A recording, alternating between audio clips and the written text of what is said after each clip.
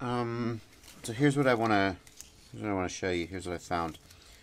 Let me take this battery strap off. So for the flight controller, if you look at what the LEDs do when you first plug it in. So when it does that little blinky blinky blinky like that, right? That's just indicating it's in regular mode, not bootloader mode. And if I hold the button down and plug in, and you see that we've got a solid LED with no blinking green LED, that indicates we're in bootloader mode. And now I'm plugging in the LiPo here, so this has nothing to do with USB. It has nothing to do with drivers.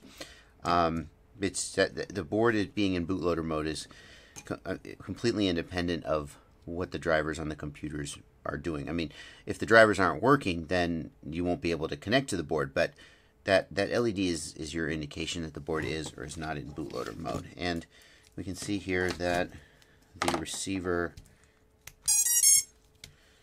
definitely is plugged. Here's the receiver. It's plugged in. It's doing its thing. It's not bound, but again, there's just no way that could matter. And you can see, you can see right there. It's very convenient. And you can see there we're in normal bootloader mode. It's the little green light is blinking because we're in failsafe, or we're not in bootloader mode. We're in failsafe normal operation. I'm going to unplug here, and I'll hold down the bootloader button and bootloader mode. So it seems like it's working completely correctly. If there is an issue, so that confirms the board is going into bootloader mode. The board is working correctly.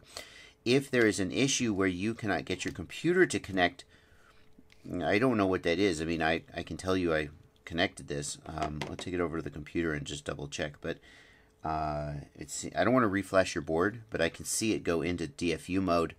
You know, in the configurator, I see DFU when I hold down the bootloader button. So everything seems to be working correctly for me. And I gotta guess that there's something going on with your drivers on your computer, but it really doesn't seem to have anything to do with whether the receiver is connected or disconnected. Okay, that's where I'll leave it, and I'm gonna send this on back to you.